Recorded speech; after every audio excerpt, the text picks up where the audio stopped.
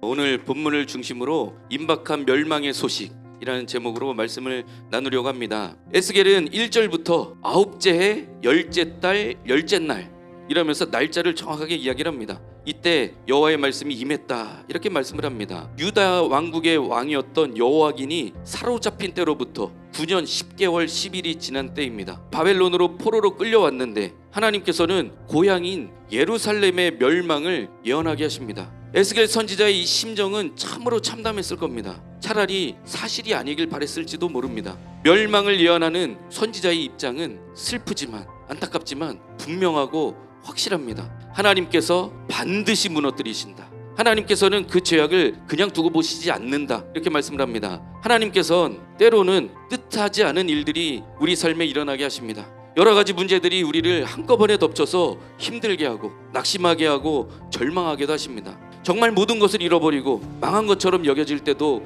있게 됩니다.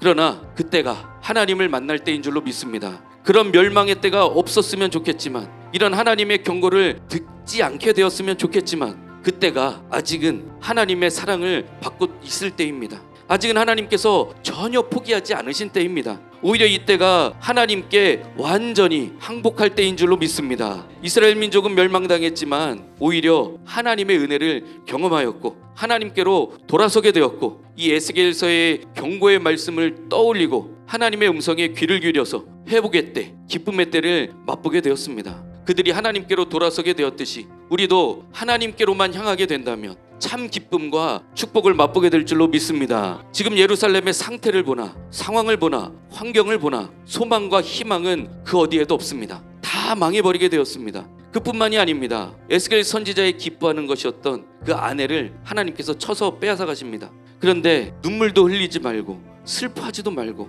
음식도 먹지 말라 말씀을 합니다. 가장 소중하고 사랑했던 아내를 그렇게 잃고서 슬퍼하거나 눈물도 흘리지 말라 하시니 이해할 수가 없습니다. 사랑하는 아내가 죽은 것처럼 하나님의 신부와 같은 예루살렘은 처절하게 멸망하게 될 것이고, 에스겔의 아내도 보호받지 못했듯이 예루살렘의 거주민들도 보호받지 못하고 피할 수 없다는 사실을 알려주신 겁니다. 하나님께서 보여주시는 심정은 눈물과 슬픔이 아니라 죄와 악에 대한 단호함과 확고함이었습니다. 죄에서 아직 돌아서지 않은 하나님의 백성들에게 남은 것은 이젠 절망뿐입니다. 어떻게 하겠습니까? 어떤 이들은 어차피 죽을 인생인데 어차피 하나님을 멸망시키시려고 하는데 하나님을 뭐하러 의지하냐 그렇게 생각할 수도 있습니다. 그러나 이런 생각을 하는 사람들은 정말 어리석은 사람입니다. 죄와 악에 대한 단호하심을 분명하게 알고 철저하게 순종하기를 넘어서 온전하게 복종하는 사람, 인생의 주도권을 하나님께 내어드리는 사람이야말로 진정으로 지혜로운 사람인 줄로 믿습니다. 누구나 다 죽음을 한번 맞이하게 되고 심판대 앞에 서게 됩니다.